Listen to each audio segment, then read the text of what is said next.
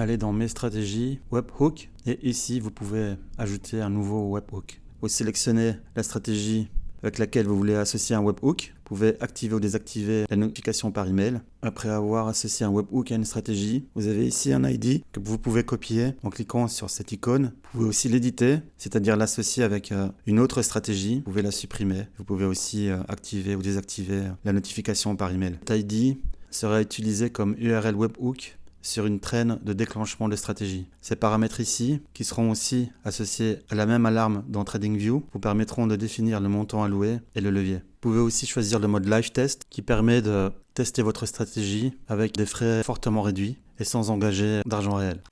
Aussi, si vous modifiez la stratégie associée à ces webhooks, l'ID ne changera pas. Même si vous changez l'intégralité du code, que vous copiez-collez l'intégralité du code et que le titre change, l'ID du webhook ne changera pas. Par contre, son titre sera mis à jour en fonction du titre de votre stratégie. Et cet ID de webhook pourrait être utilisé avec un nombre illimité de stratégies. Donc, c'est le même webhook, le même ID pour Ethereum, pour Bitcoin, etc. C'est ce paramètre ici, c'est une variable en fait, qui définit l'échange et qui définit la paire. Alors nous voici dans TradingView avec notre traîne de déclenchement de stratégie, ici, que vous pouvez donc placer librement dans n'importe quelle inclinaison désirée. C'est ça tout l'avantage de notre outil.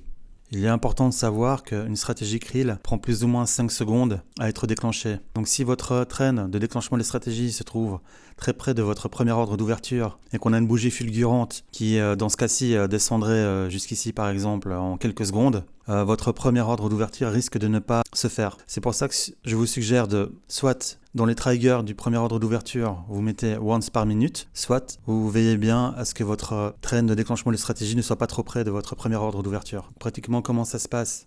Sur votre traîne de déclenchement de stratégie, vous rajoutez une alarme. Ici dans le paramètre webhook URL, vous ajoutez l'alarme que vous avez copiée sur le site de Krill, associée à votre stratégie donc. Pour les autres paramètres, Notify App, je l'active. Show Pop-up aussi, je n'envoie pas d'email. Je mets une petite alarme pour que je sois notifié que la stratégie est déclenchée. Notez que tout c'est pour les ordres simplement, pour éviter d'être spammé avec des notifications. Je désactive tout. J'enlève les notifications, les pop-up. Je laisse juste le webhook URL bien sûr et j'enlève le son.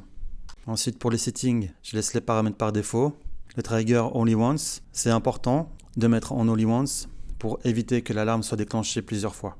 Ensuite, pour les autres paramètres, dans le message, je rajoute les paramètres du montant alloué à la stratégie, du levier et du mode. Donc live trading, trading effectif ou live test avec de l'argent fictif et des frais fortement réduits. Et puis je rajoute un nom d'alerte ici. Je clique sur créer et ensuite je n'ai plus qu'à placer judicieusement en fonction de mon analyse technique la position du déclenchement de ma stratégie. Et de cette façon, je ne paye pas de frais jusqu'à ce que le prix touche la trend. Donc je peux définir toute la composition de mon ordre en ouverture et en fermeture en amont sans payer aucun frais. C'est un des gros avantages de démarrer une stratégie. Vous pouvez aussi démarrer une stratégie manuellement, mais c'est l'objet d'une autre vidéo. Vous trouverez le lien en description.